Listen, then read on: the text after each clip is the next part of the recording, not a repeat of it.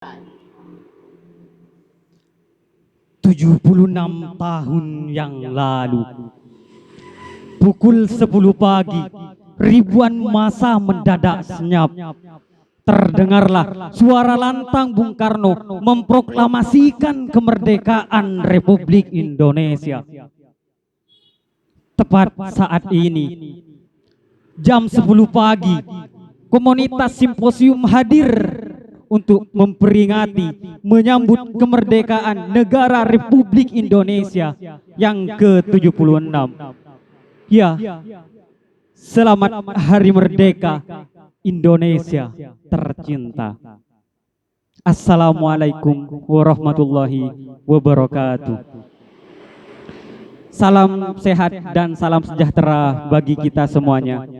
Salam Om Swastiastu, Namo Buddhaya, salam kebajikan. Puji syukur kehadirat Allah Subhanahu wa taala yang mana kita masih diberikan limpahan hidayah, nikmat serta kesehatan sehingga kita diperkenankan untuk berkumpul di waktu yang insya Allah penuh dengan mubarakah ini. Pada kesempatan kali ini kita akan membahas tentang pemikiran Tan Malaka, yakni merdeka 100%, yang aku tambah menjadi 100% merdeka. Ini diskusi simposium seri ke-109. Mengingat revolusi kemerdekaan negara Indonesia, kita tidak terlepas dari jasa para pahlawan yang telah berjuang untuk kemerdekaan ini. Salah satunya adalah Tan Malaka. Untuk membahas seperti apa pemikiran Tan Malaka, alangkah lebih baiknya kita mulai dari biografi Tan Malaka itu sendiri. Beliau bernama Tan Malaka. Beliau hadir ke dunia, lahir tanggal 2 Juni 1897 di negari Pandam Gadang, Suliki, Sumatera Barat. Nama asli beliau adalah Sultan Ibrahim. Namun beliau dijuluki menjadi Tan Malaka sebagai gelar kebangsaan dari garis keturunan ibunya. Maksudnya gelar bangsawan dari keturunan ibunya. Jadi ibu Tan Malaka adalah bangsawan. Sehingga Tan Malaka yang awalnya bernama Sultan Ibrahim menjadi Tan Malaka. Beliau sejak dari kecil hidupnya sudah hidup dianggap andai sekarang ya itu di pesantrenan. Yang dulu itu dikenal dengan langgaran ya. Ya. Jadi di situ seperti pesantren, dan dapat diketahui, perlu kita ketahui bahwa Tan Malaka umur 10 tahun itu sudah dikatakan hafal Al-Quran. Jadi beliau tahfidz umur 10 tahun, begitu cerdasnya.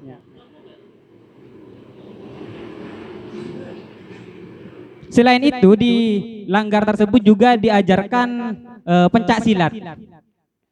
Itu sebagai bekal ya mungkin.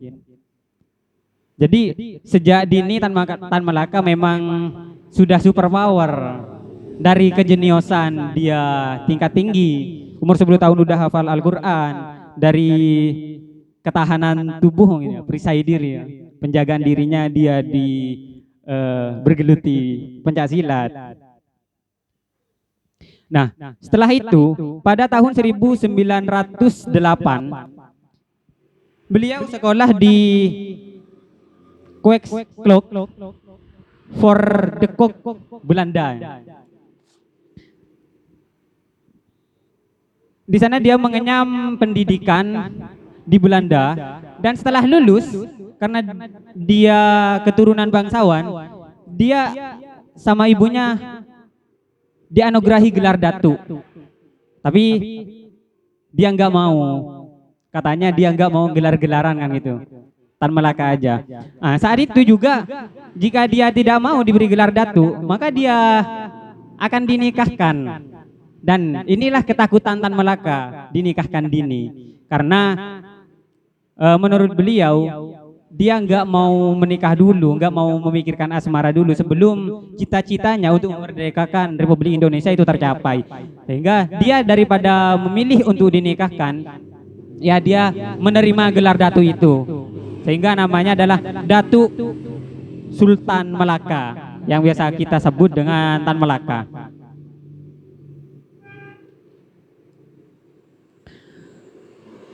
Datu itu kan seorang tokoh di desanya. Tapi meskipun dia diberi gelar Datu, dia ternyata kabur dari desanya, kabur ke Belanda lagi untuk melanjutkan sekolah tingginya, yakni di Ridge School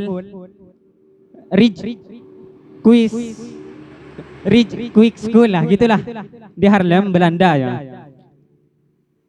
Dia melanjutkan pendidikan tingginya dan saking jeniusnya ya, dia itu nilainya dulu 10 semua, nggak ada yang 9, jadi nilainya sempurna.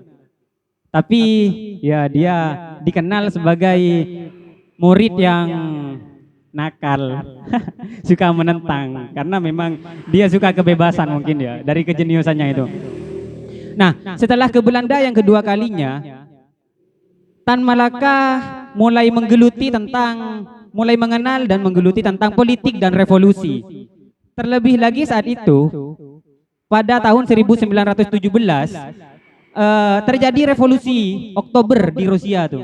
Nah, ini yang menyadarkan Tan Malaka betapa pentingnya revolusi, sehingga politik dan revolusi dari teori-teorinya mulai dibacakan, mulai membaca teori politik dan revolusi. Dia tertarik dengan buku-buku barat ya. Salah satunya ya buku Sosialisme dan Komunisme. Yakni bukunya Karl Marx, bukunya Friedrich Engels kah ya? Ya. Friedrich Engels dan Vladimir Lenin. Ya, namanya ini sulit-sulit ya. Jadi 3 tokoh ini yang digeluti oleh Tan Malaka, sehingga dia mempunyai pemikiran politik revolusioner. Pemikirannya sejak membaca buku-buku tokoh barat ini ya, pemikiran Tan Malaka cenderung beralih ke pemikiran kiri. Ya, dipengaruhi oleh Karl Marx, Lenin, dan yang saya sebutkan tadi itu. Dan ini malah diperkuat ketika di Belanda yang kedua kalinya, pelajari buku-buku Marxis itu, dia bertemu dengan Henk Sneeuwwit. Benar kak bacanya ya? Sneeuwwit. Ah ya. Dia bertemu dengan Henk Sneeuwwit. Dia pendiri YSTV yang dia menggagas untuk bagaimana mendirikan Partai Komunis Indonesia. Dia itu tokoh Belanda ya, yang bertemu dengan Tan Malaka. Setelah bertemu dengan dia, Sneeuwwit ini menawarkan Tan Malaka agar bergabung di ADSJ, Association Democratic Social Guru, dan itu diterima oleh Tan Malaka agar bergabung di sana. Nah, setelah lulus di pendidikan di Belanda tersebut, pada tahun 1919 November ya, Tan Malaka pulang kampung dia tinggal di Delhi, Sumatera Utara, dan di sana dia menjadi guru bagi anak-anak. Pesan beliau pada anak-anak yang diajarinya, kalian boleh belajar dari barat, tokoh-tokoh barat, pemikiran barat, asal kalian tidak boleh meniru apalagi mengikutinya, gitu kan. Katanya Tan Malaka. Selain mengajar, dia juga aktif sebagai penulis. Disitulah Tan Malaka di Sumatera Utara tadi, dia mengamati terhadap kondisi pribumi di Indonesia saat itu. Sehingga dengan mengamati tersebut, Tan Malaka memiliki sebuah cita-cita bagaimana masyarakat pribumi bisa mengubah nasibnya, bisa mengubah. Sehingga Tan Malaka mempunyai cita-cita untuk mengubah nasib bangsanya, bagaimana agar bangsanya bisa merdeka. Pada tahun 1921, tepatnya itu di Semarang, Tan Malaka bagaimana menggagas agar bisa memerdekakan bangsanya, dia bergabung dengan Syarikat Islam. Ingin bagaimana Tan Malaka ingin menyatukan komunis dan Islam, menyatukan partai komunis dan partai Islam di sana untuk melawan Belanda. Namun langkah-langkahnya itu diketahui oleh Belanda, sehingga dia ditangkap oleh tentara Belanda dan dia dibuang ke Amsterdam pada 1 Mei 1922. Nah, di sana dia dicalonkan sebagai PKB, Partai Komunis Belanda. Mungkin karena dia ingin melawan Belanda, dia sekalian dibuang ke Belanda dan dicalonkan sebagai Partai Komunis Belanda, sebagai trik mungkin ya, trik dari Belanda bagaimana dia berhenti untuk melawan Belanda kan gitu. Selanjutnya pada tahun 1925, tepatnya itu masih Tan Malaka berada di Belanda, dibuang ke Belanda. Dia menulis buku yang berjudul NAR, The Republik Indonesia. Nah, di sana juga dia menghadiri konferensi komunis internasional yang pada saat itu dia menjabat, bukan menjabat sih. Dia itu dijadikan sebagai wakil ketua komunis di Asia Timur. Setelah itu pada tahun 1927 dia di Singapura ya. Saat dia bergabung dengan komunis, ternyata beberapa partai komunis itu melakukan pemberontakan.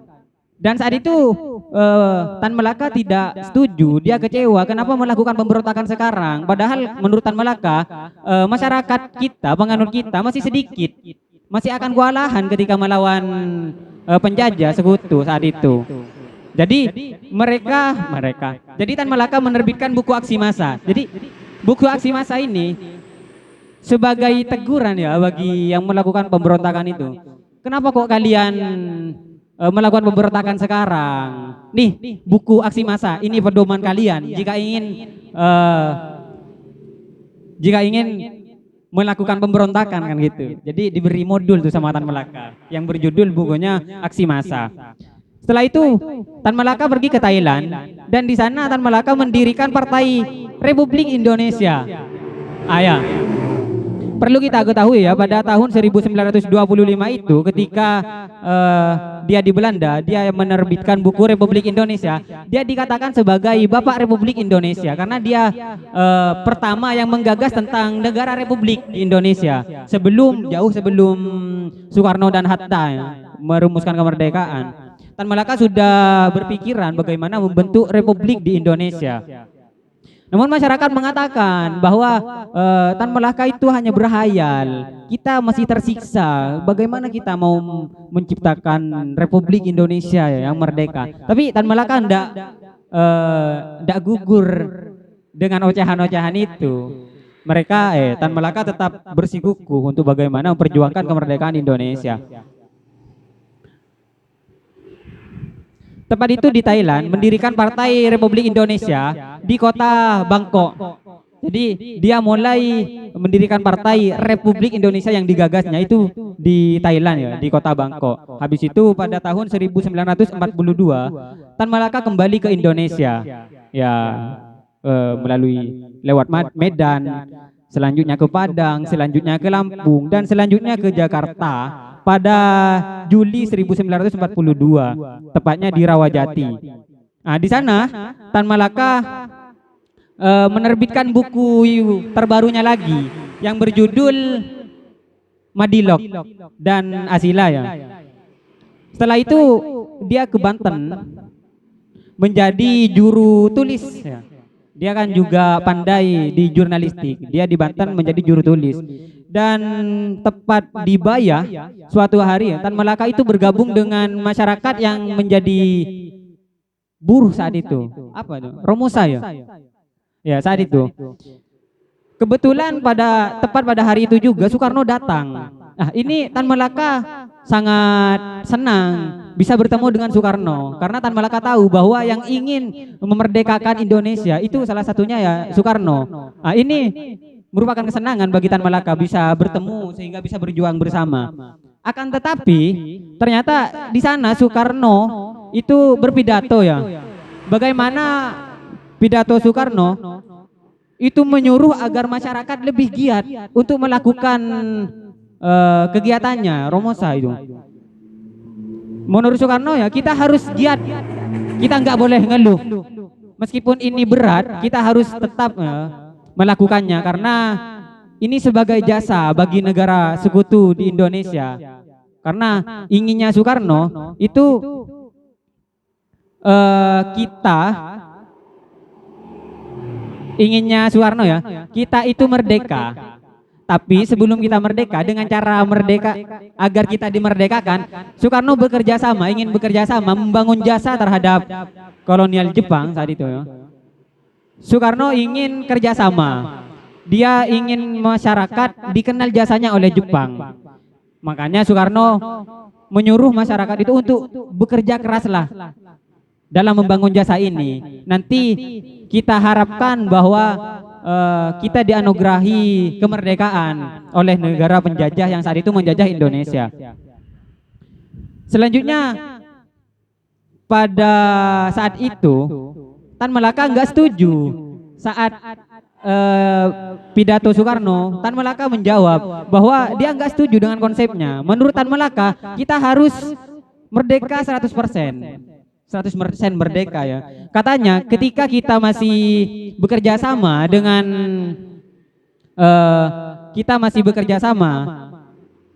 dengan negara asing, negara penjajah saat itu, artinya kita meskipun dianugerahi hibah kemerdekaan, kata Tan Malaka, itu kita belum merdeka sepenuhnya.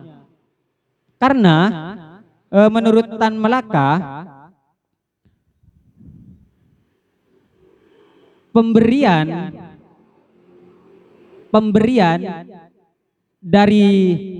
untuk negara ya itu akan menyisakan beban moral, sehingga katanya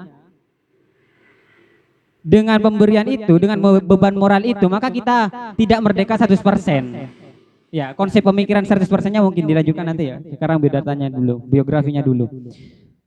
Setelah itu pada tanggal 19 September 1945, saat itu proklamasi kemerdekaan.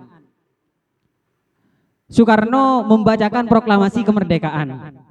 Tapi Tan Malaka karena tidak menyetujui, dia tetap mengumpulkan para pemuda untuk mengadakan rapat raksasa.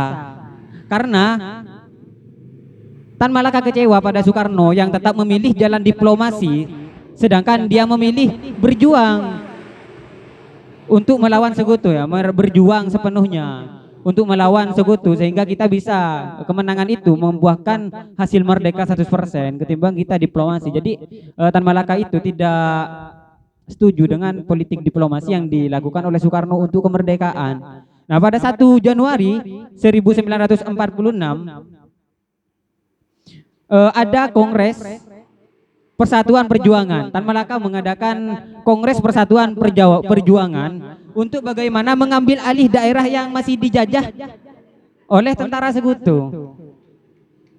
Saat itu masih sudah dinobatkan kita sebagai merdeka ya, tapi beberapa tempat itu masih dijajah oleh sekutu. Dan saat itu Tan Malaka tetap bersikukuh bagaimana dia akan menyerang, sehingga dia melakukan Kongres Persatuan Perjuangan ya, bagaimana mengumpulkan pemuda untuk bisa melawan tentara sekutu. Nah, saat itu Tan Malaka bertemu dengan Jenderal Sudirman. Nah, Jenderal Sudirman ini juga menolak, juga tidak setuju dengan politik diplomasi, sehingga mereka itu bekerja sama sebagai oposisi dari pemerintahan Soekarno kala itu, karena tidak menerima tentang konsep politik diplomasi.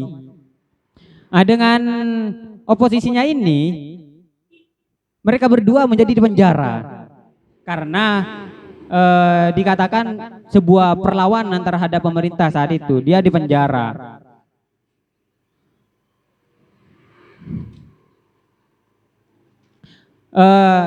Dan suatu ketika dia di penjara dengan Jenderal Sudirman. Kan Jenderal Sudirman itu juga jenderal ya. Jadi dia menyuruh pasukannya untuk membebaskan semua tahanan saat itu. Nah, Tan Malaka di situ menjadi bebas dengan Jenderal Sudirman. Dan dari kebebasan itu mereka terus melakukan pemberontakan ya, terus menyerang, terus melakukan pemberontakan sebagaimana ya mereka enggak setuju dengan konsep diplomasi yang dilakukan oleh Soekarno-Hatta. Dan saat itu Soekarno-Hatta marah, Soekarno dan Hatta marah ya, sehingga Tan Malaka dipenjara kembali. Ya, menurut biografinya ya, Tan Malaka dipenjara sebanyak 13 kali.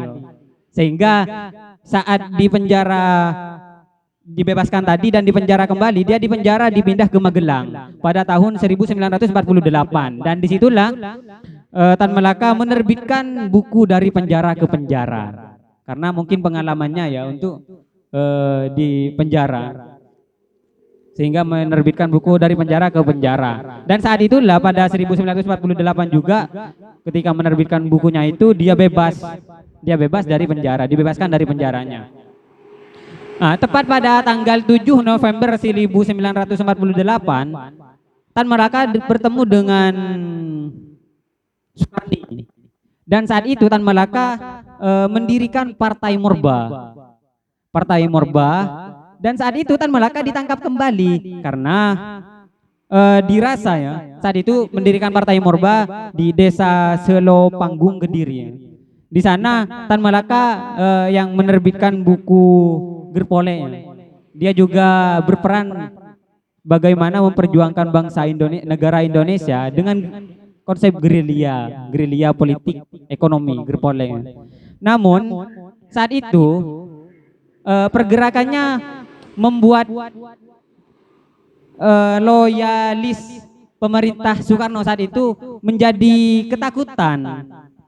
Propaganda Tan Malaka dianggap berbahaya oleh para pemerintahan, sehingga saat itu Tan Malaka ditangkap, dan ini adalah penangkapan terakhir, karena penangkapan itu berujung pergangan nyawa dari Tan Malaka. Bagaimana Tan Malaka dibunuh oleh tentara negara yang ingin dia merdekakan secara penuh. Jadi ini ironis, ketika Tan Malaka ingin berjuang memerdekakan Indonesia secara 100% merdeka, tapi malah dia dibunuh oleh tentara negaranya sendiri, karena dianggap sosok yang melawan Soekarno-Hatta. Perbedaan konsep antara Soekarno-Hatta dan Tan Malaka itu dari konsep kemerdekaannya.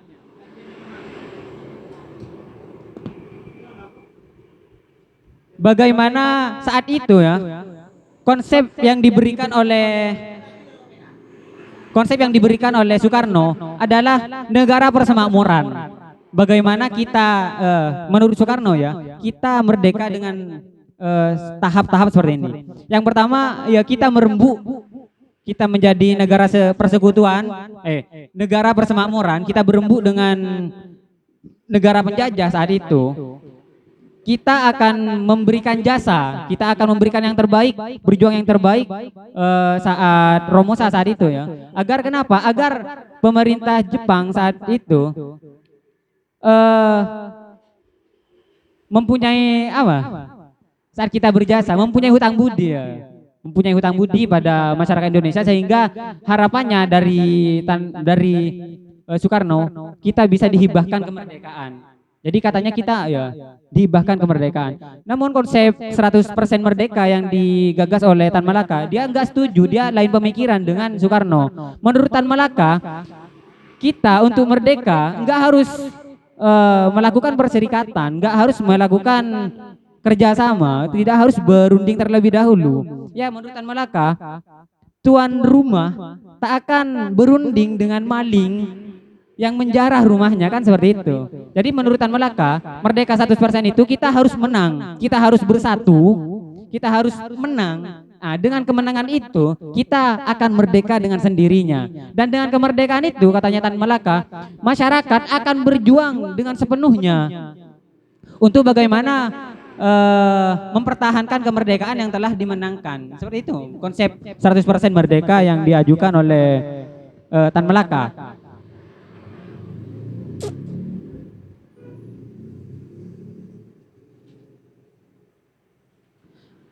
Sebagai strategi dari Tan Malaka ya, bagaimana mewujudkan 100% merdeka ini, Tan Malaka bergabung dengan Partai Komunis Indonesia saat itu. Jadi juga ada Partai Komunis Indonesia, juga ada Sarekat Islam ya saat itu. Nah, Tan Malaka itu bergabung menjadi Partai Komunis Indonesia. Saat itu siapa dah ketuanya, Kak? Semaun. Nah, ketua pertama dari Partai Komunis Indonesia kan Semaun. Nah, itu akrab dengan Tan Malaka. Nah, saat Semaun pergi ke luar negeri ya, lupa negaranya mana dah. Pergi ke luar negeri. Nah, saat itu kekosongan kepemimpinan dan nggak ada yang berhak menggantikannya kecuali Tan Malaka. Nah, saat itu Tan Malaka ya dia keberatan untuk menggantikan sebagai ketua Komunis Indonesia, Partai Komunis Indonesia. Namun nggak ada pilihan lain, dia tetap menjadi ketuanya. Dan saat Semaun itu kembali, maka digantikan lagi oleh Semaun kala itu. Nah, saat dia masuk ke Partai Komunis Indonesia, Tan Malaka berupaya untuk menyatukan komunis dengan Islam. Dia masuk juga ke Serikat Islam kan. Bagaimana dia masuk? Caranya dia masuk ke Partai Komunis Indonesia, juga masuk ke Partai Serikat Islam. Dia semata-mata bukan ingin iya sih. Dia bukan untuk menganut paham tersebut, tapi Tan Malaka mencari anggota. Tan Malaka mencari banyak pengikut yang mana nanti dia akan berupaya dan berjuang melawan penjajah saat itu, agar kita bisa mampu merdeka sepenuhnya dengan perjuangan ya, bukan dengan politik diplomasi. Menurut Tan Malaka, dia menginterpretasikan pasal 33 Undang-Undang Dasar 1945 ya, bahwa sumber daya alam negara itu dikuasai oleh negara itu sendiri kan. Nah, dari interpretasi Tan Malaka, menurutnya dikuasai itu adalah dimiliki, diatur dan dioperasionalkan sendiri oleh negara itu sendiri. Sedangkan kalau kita menganut menganut politik diplomasi, kita masih kerjasama, itu katanya kita tidak merdeka 100% karena masih beberapa sektor dikuasai oleh asing. Itu konsep yang diberikan oleh Tan Malaka 100% merdeka ya. Jadi bagaimana kita mandiri, merdeka kan mandiri, tidak terikat oleh apapun. Dan pesan dari Tan Malaka ya, ketika ingin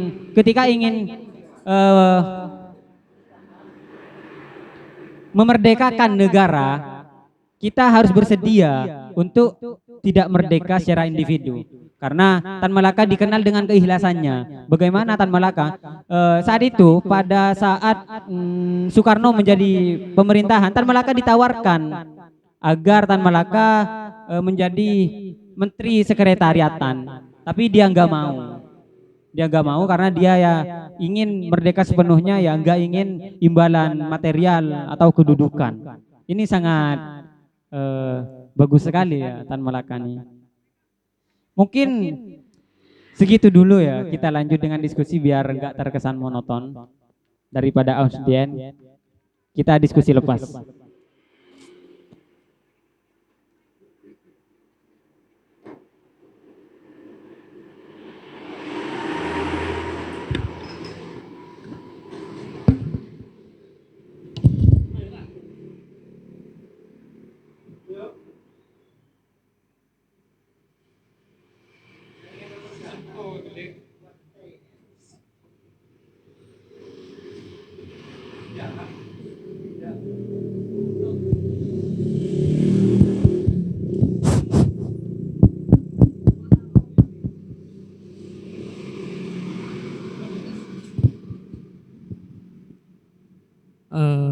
Tuan rumah tidak akan pernah cek cek cek cek cek cek cek cek.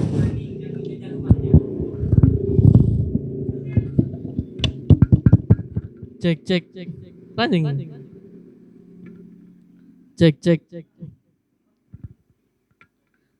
Tes 1 2. Hidup anu. Kalau Tan Malaka itu kan tuan rumah tidak akan pernah berunding dengan maling yang telah menjarah rumahnya. Nah, ini menurut saya quotes ini sudah mewakili bagaimana konsep Tan Malaka tentang kemerdekaan 100%. Dan cukup menarik ketika kita berbicara masalah kemerdekaan 100% dalam perspektif Tan Malaka. Di tengah-tengah Indonesia yang 2 hari lagi ini akan menuju kemerdekaan yang ke-76 ya.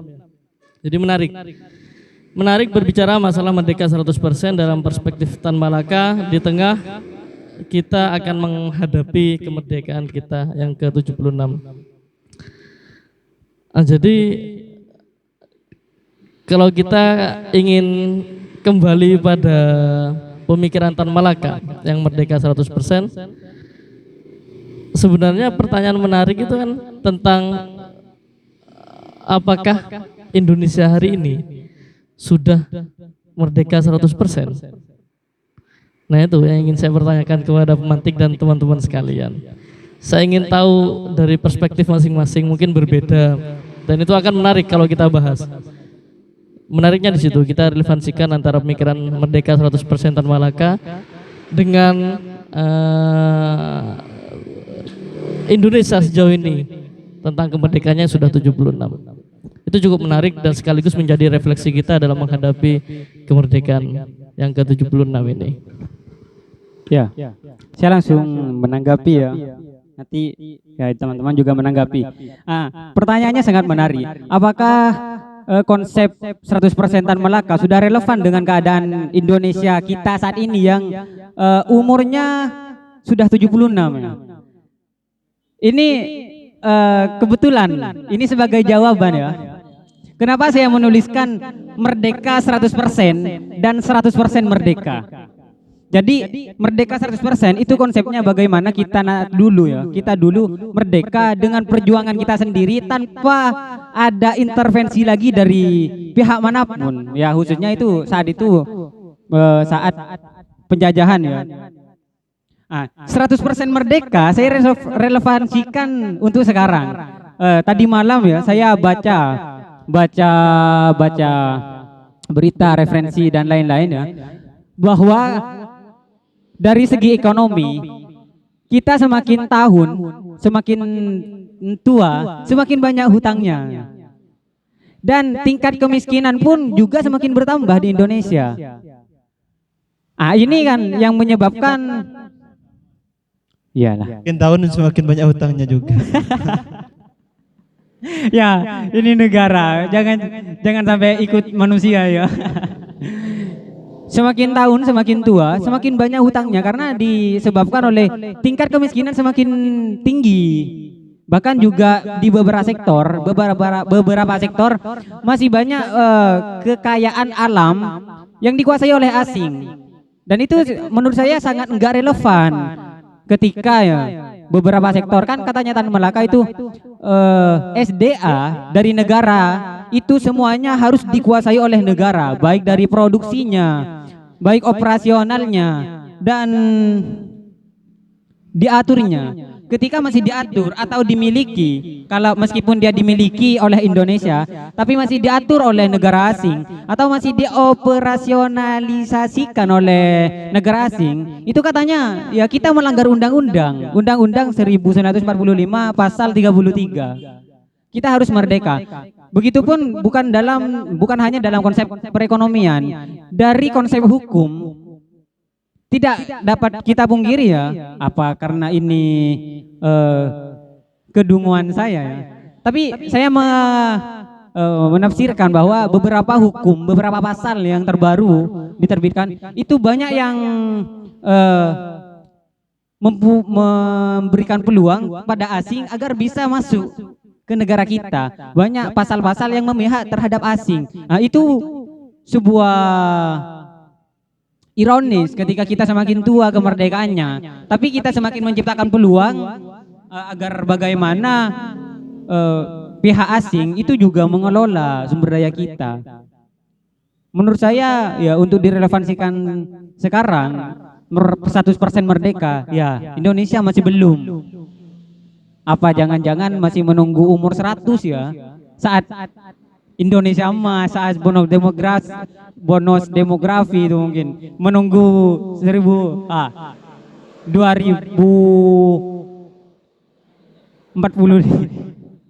Ya, 2045 mungkin nunggu umur 100 mungkin untuk merdeka 100%, 100% merdeka saat Indonesia berumur 100 mungkin. Enggak tahu juga saya. Nah, mungkin teman-teman juga bisa menanggapinya.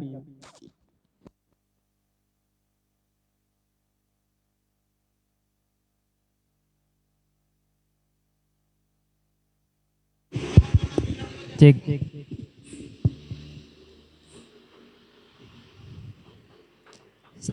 Saya pengen tahu tentang apa ya, lupa tentang komunisnya itu. Karena dari barat apa tadi kita boleh belajar dari barat, tapi apa yang nggak boleh dari barat? Jangan meniru.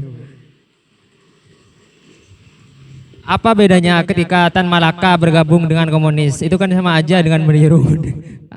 Sudah bahkan sudah merealisasikan pemikiran komunisnya dengan bergabung kepada Partai Komunis Indonesia gitu.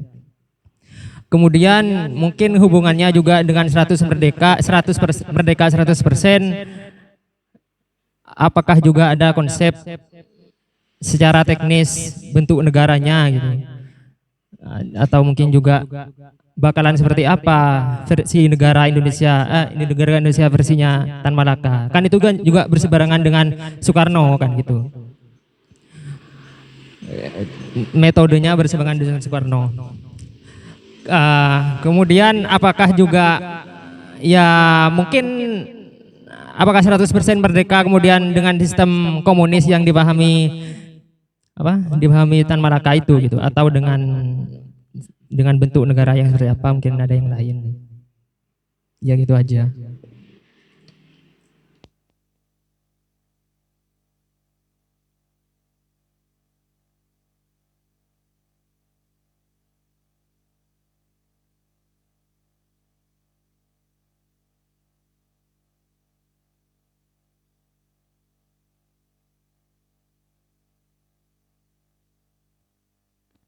Ya, pertanyaan yang sangat menarik.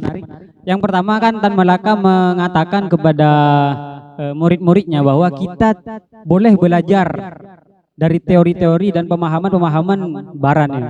Tapi kita tidak boleh meniru, apalagi mengikutinya kan gitu. Apakah ketika dia masuk Partai Komunis itu bukan bentuk pengikutan atau peniruan dari yang dia pahami? Jadi gini.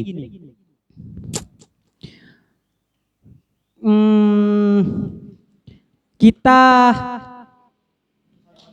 perlu telisik gini ya. Sekarang kemarin banyak buku Tan Malaka yang dibakar, banyak yang diskusi tentang Tan Malaka dibubarkan.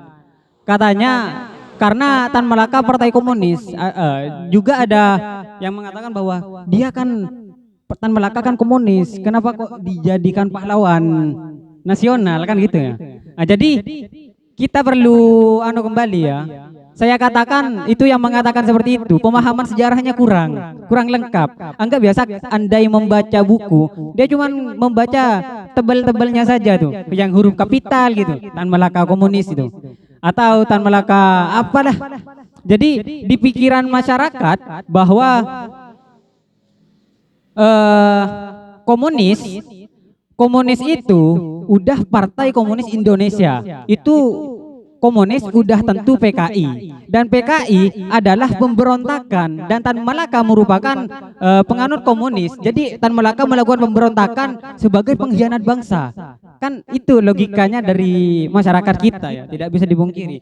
Tapi perlu kita ketahui teman-teman, bahwa Soekarno juga buku bacaannya adalah Karl Marx kan gitu. Jadi dia tidak semua yang membaca bukunya Karl Marx, tidak semua yang mempunyai paham komunis itu masuk bisa dikategorikan sebagai Partai Komunis Indonesia. Karena ya Partai Komunis Indonesia kan dulunya itu Serikat Islam ya, yang dimasuki komunis ya, sehingga timbul perpecahan di situ. Itu ceritanya gini.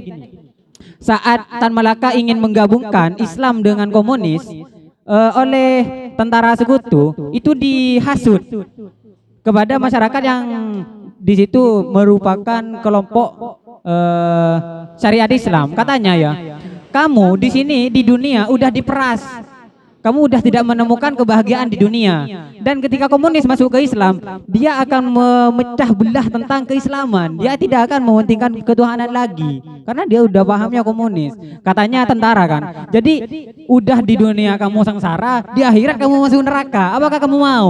Kan gitu dikomporinya. Jadi masyarakat saat itu, oh iya ya, gitu. Jadi enggak terlalu setuju. Nah, sehingga ada juga yang setuju tentang ini karena tujuannya adalah untuk kemerdekaan. Jadi perlu kita pahami bahwa Tan Malaka masuk ke Partai Komunis itu bukan untuk menganut paham komunisme, apalagi PKI yang memberontak negara Indonesia dengan suatu pengkhianatan. Itu bukan, tapi Tan Malaka melakukan pergerakan ini untuk memperoleh massa. Tan Malaka untuk bagaimana memperoleh massa, dia masuk ke PKI. Jadi PKI adalah alat perjuangan merdeka oleh Tan Malaka. Dia digunakan alat dan disatukan dengan Serikat Islam juga. Dia untuk memperluas alat kita, untuk memperluas massa, memperbanyak massa. Bagaimana kita nanti bisa mempunyai massa yang cukup untuk melawan penjajah saat itu agar bisa merdeka, kan seperti itu. Nah, jadi perlu kita ketahui ya, bahwa Tan Malaka itu meskipun dia penganut komunis, dia bukan PKI ya. Karena PKI itu kan timbul saat komunis masuk ke Serikat Islam, yang itu juga sebelumnya udah pernah dikompori oleh Sneflik, yang sedikit diajarkan ke Serikat Islam tentang komunis ya. Dari situ muncul dua aliran, Mas. Aliran iya SI, ini nyinggung SI. SI itu menjadi terpecah. Jadi Serikat Islam Putih dan Serikat Islam Merah kan. Yang merah itu yang menjadi yang mengaku bahwa dirinya lah yang paling kuat, dirinya yang paling mempunyai power, sehingga dia melakukan penyerangan ya pengkhianatan itu munculnya. Jadi enggak semuanya yang komunis itu termasuk PKI yang melakukan pemberontakan kekejaman itu yang biasa kita tonton saat 17 Agustus di TV itu ya. Tidak semuanya. Jadi menurut Tan Malaka, dia boleh mempelajari konsep barat. Jadi dia berawal dari konsep kemerdekaan. Jadi dia kan awalnya enggak tahu, dia enggak merasa, anggap menurut teori kesadaran Paulo Freire. Teori kesadaran Paulo Freire mungkin awalnya dia kesadaran magis. Dia enggak merasa kalau dia dijajah. Nah, saat dia membaca bukunya Karl Marx, baca bukunya Lenin, dia mungkin udah merasa, oh Lenin, ya Lenin kan yang sekarang masih hidup itu, Lenin. Dia merasa, oh konsep merdeka itu seperti ini. Dan diperkuat saat itu ada revolusi di Rusia itu kan. Oh merdeka itu seperti ini. Kita ternyata bangsa itu tidak boleh dijajah seperti ini. Bangsa itu tidak boleh diperbudak. Bangsa itu tidak boleh disiksa. Menurut Tan Malaka. Jadi dari situ pengetahuan Tan Malaka tentang politik dan revolusi itu belajar dari Barat. Namun dia tidak mengikuti, ya mungkin ambil yang baik, jangan ikut yang buruk gitu. Mungkin gak ada adeknya ya. Ya jadi itu sesuaikan. Ternyata Tan Malaka melihat bahwa kejadian alam di negeri pribumi kita disiksa di apa-apa, sehingga teori itu muncul. Republik Indonesia, republik kan artinya secara KBBI apa dah? Bentuk pemerintah yang berkedaulatan rakyat dan dikepalai oleh seorang presiden. Kan ini republik. Kan dulunya saat kita merdeka bukan berbentuk Republik Indonesia kan ya. Cuman kemarin belum lama ya, Tan Malaka kita menjadi Republik Indonesia, dan saat itu Tan Malaka dicari sampai ke kuburannya, ke kuburan Tan Malaka dicari, dan itu dipastikan bahwa Tan Malaka merupakan sosok pahlawan kemerdekaan. Dinobatkan Tan Malaka dinobatkan sebagai, diresmikan ya, untuk dari apa itu peraturan presiden. Itu Tan Malaka ada dinobatkan sebagai pahlawan kemerdekaan nasional itu. Dan saat lucunya ya, bukan lucunya sih, saat dia meninggal, meskipun udah merdeka, jasa-jasanya kita lupakan. Di buku-buku sejarah kita, di buku sejarah SD ya, itu nggak ada bahasan Tan Malaka di sana. Kita dilupakan oleh, ya, Tan Malaka dilupakan oleh bangsa kita saat itu. Dan setelah ditelisik lebih lanjut bahwa Tan Malaka mempunyai peran penting dari kemerdekaan kita, hingga akhirnya sampai saat ini kan ada Universitas Tan Malaka kan ya? Ada Universitas Tan Malaka. Jadi di sana mengetahui peran pendidikan menurut Tan Malaka, kita merdeka dengan kita mengenyam pendidikan yang maksimal. Ketika pendidikan kita bagus, maka semuanya kita akan bagus, sehingga ini dapat menjadi bekal bagi bangsa kita untuk memperjuangkan kemerdekaan. Itu pendidikan. Pertanyaan yang kedua. Jadi menjawab udah ya. Bentuk 100% merdeka yang diinginkan Tan Malaka dari konsep pemerintahan kita adalah republik itu. Kita berdaulat dan dipimpin oleh satu presiden gitu. Berdaulat kan kekuatan tertinggi. Nah, itu. Apalagi dah pertanyaannya? Hubungan udah, bentuk negaranya udah, republik udah. Ya udah berarti. Negara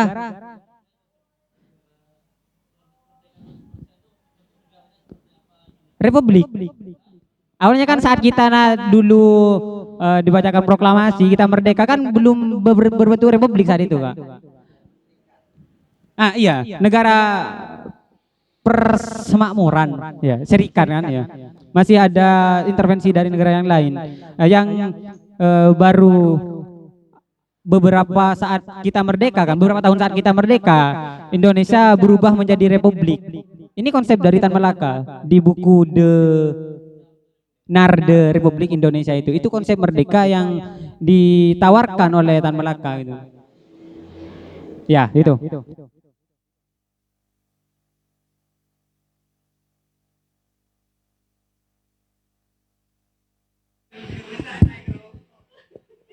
Oke, menarik ya. Terlebih sekarang kita memasuki momentum kemerdekaan Republik Indonesia. Sebelumnya saya sampaikan Dirgahayu Indonesia yang ke-76. Namun sebelum itu saya lagi-lagi kembali ke statement awal teman saya tadi, saat Tan Malaka mengatakan pemerintahan kita sudah belajar ilmu barat tapi jangan menirukan. Kalau perspektif saya sih mengatakan itu tidak adanya plagiisasi. Jangan sampai kita plagiat dari situ. Cuma sangat kontradiktif ya dengan apa yang dilakukan Tan Malaka. Tan Malaka memang mempelajari pemikiran-pemikiran barat termasuk pemikiran Marx. Tapi dia terkesan memang plagiat atau gimana ya bahasa lebih tepatnya. Tidak murni pemikiran Tan Malaka, termasuk saat berbicara revolusi, persoalan revolusi, saya kutip sedikit. Saat berbicara persoalan revolusi, Marx itu mengatakan bahwasanya revolusi itu berangkat dari kelas atas adanya ketidakadilan. Dan ternyata Tan Malaka mengatakan pun demikian. Bahkan yang tidak masuk akal, Tan Malaka mengatakan kemerdekaan atau revolusi itu bukan berangkat dari manusia, tapi berangkat dari pergerakan kelas karena adanya ketidakadilan. Padahal saat kita lebih mendalam coba kita analisis, kata tidak adil, ketidakadilan itu sebenarnya sudah masuk dehumanisasi, atau itu bukan bagian dari kemanusiaan. Jadi sudah kontradiktif sekali. Dan yang menarik yang perlu kita bahas, terlebih tadi pertanyaan Kak Fakih, karena saya sambil lalu jual kopi ya. Tadi saat berbicara persoalan mencoba kita kajian fenomenologi dengan kondisi Indonesia saat ini, kemerdekaan, maka yang terpenting kalau bagi saya, kita tidak bisa langsung menghakimi. Jika kita mencoba mengkontekstualisasikan pemikiran Tan Malaka dan keadaan Indonesia, kita tidak bisa langsung menghakimi bahwasanya sekarang kita belum merdeka 100%. Iya, dikata merdeka 100%. Tapi yang harus kita analisis lebih dalam, konsepsi merdeka atau arti merdeka bagi Tan Malaka itu seperti apa? Karena kalau kita berbicara merdeka secara yuridis, kita akan berbicara merdeka itu harus merdeka secara de jure ataupun secara de facto. Jadi kajian harus mendalam. Bagaimana bisa jadi kalau kita berbicara persoalan ekonomi, kemandirian Indonesia, mungkin secara mandiri. Kalau kita katakan maknakan merdeka sebagai mandiri, iya Indonesia belum merdeka secara ekonomi. Karena kenapa? Banyak utang yang menumpuk, gitu loh. Cuma memang anehnya Indonesia kalau di teori ekonomi itu ada teori demikian. Intermezzo saja ya. Hutang sama dengan kekayaan. Jadi orang yang banyak hutang itu orang banyak karena banyak kekayaan. Karena kenapa? Ada banyak aset yang dijaminkan. Beda dengan Indonesia. Bahkan kebingungan untuk menjadikan aset mana yang ingin dijadikan jaminan gitu loh. Jadi lagi-lagi kalau kita manakan merdeka itu hanya karena kita manai kemandirian, maka Indonesia itu belum merdeka di sektor ekonomi. Tapi saat kita berbicara persoalan yuridisnya, maka Indonesia itu sudah merdeka secara de facto dan de jure. Maka perlu dimaknai, saya mungkin dimaknai ulang, merdeka ala Tan Malaka itu seperti apa? Akankah merdeka ala Tan Malaka itu kita seperti tadi kita mandiri sepenuhnya? Atau bagaimanakah? Karena kalau kita berbicara persoalan kemandirian atau hubungan dengan luar negeri, kita tidak akan pernah terlepas dari yang namanya geopolitik dunia. Itu harus termasuk dengan diplomasi antara satu negara dengan negara lain. Itu pasti perlu. Negara yang tidak mau diplomasi dengan negara lain, dijamin dia tidak akan berubah lama, saya yakin. Karena akan ada akan ada komplotan negara-negara yang akan mencoba menjatuhkan negara yang tidak ingin diplomasi dengan satu negara pun, karena dianggap sombong. Karena kalau kajian geopolitik dunia, diplomasi itu juga dibutuhkan dengan negara-negara lain. Mungkin hanya itu di saya. Ya, langsung saya tanggapi ya. Ini pertanyaan terus dari tadi. Mantap. Begitu antusiasnya ya teman-teman ingin mengetahui tentang sosok Tan Malaka, ini bagus. Gini sih, emang secara de jure dan de facto Indonesia sudah merdeka ya. Memang beberapa kriteria kemerdekaan ya, yang salah satunya adalah diakui oleh negara lain ya. Kita perlu akui bersama bahwa yang mengakui kemerdekaan Indonesia pertama kali adalah Palestina. Makanya ketika Palestina diserang, Indonesia mempunyai berperan penting di sana bagaimana agar penyerangan itu tidak berlanjut, agar bisa mengatasi peperangan di Palestina itu ya. Itu bukan motif utamanya, bukan karena di sana mayoritas Islam atau apa. Itu cuman motif ya, salah satu motif ya. Motif utamanya adalah kita mempunyai utang jasa terhadap Palestina, karena yang mengakui Indonesia merdeka pertama kali adalah negara Palestina. Jadi ketika nanti negara Palestina mengajukan kemerdekaan, kita mempunyai beban moral untuk mengakui Palestina juga sebagai negara yang telah merdeka, kan gitu. Jadi motifnya itu bukan karena apa dah. Ya, kita punya utang budi terhadap Palestina. Makanya kita gencar untuk bagaimana menolong Palestina. Ya, selain karena di Palestina adalah mayoritas juga masyarakat Muslim. Juga pertanyaannya tadi, konsep kemerdekaan yang ditawarkan oleh Tan Malaka. Ya, konsep kemerdekaan yang ditawarkan Tan Malaka ya itu benar katanya Kak Ali. Ketika kita tidak ketika kita tidak berdiplomasi sama sekali dengan negara lain, maka kita akan hancur. Kita tidak bisa melakukan ekspor impor atau apa kan? Maka ya potensi yang ada di kita kurang terkelola dan potensi yang tidak ada di kita tidak bisa mendapatkannya, kan gitu kalau tidak ada politik diplomasi. Namun konsep yang diberikan Tan Malaka adalah kita harus merdeka terlebih dahulu, baru kita bisa berunding. Kita bisa berembuk, kita bisa bekerja sama. Itu setelah merdeka. Jadi boleh ketika kita merdeka, kita baru berembuk atau berunding atau bekerja sama atau diplomasi atau sebagainya. Yang tidak diinginkan Tan Malaka dari konsep diplomasi adalah ketika kita menginginkan kemerdekaan, tapi dengan cara diplomasi, dengan kerjasama, agar mana dengan hasil kerjasamanya itu kita dihibahkan sebuah kemerdekaan. Itu yang tidak diinginkan oleh Tan Malaka. Dan itu yang dilakukan oleh Soekarno kan saat itu. Jadi ini perbedaan diplomasi, letak diplomasi dan kemerdekaan dari Soekarno dan Tan Malaka. Kalau Soekarno diplomasi terlebih dahulu agar kita bisa dihibahkan kemerdekaan. Kalau di Tan Malaka kita harus merdeka terlebih dahulu baru kita bisa berdiplomasi untuk bekerja sama. Seperti itu. Karena sekarang kan kita ekspor impor kerjasama dengan negara lain atau apa, ya nggak apa-apa, kita udah merdeka kok. Ini sesuai udah. Seperti itu, Pak.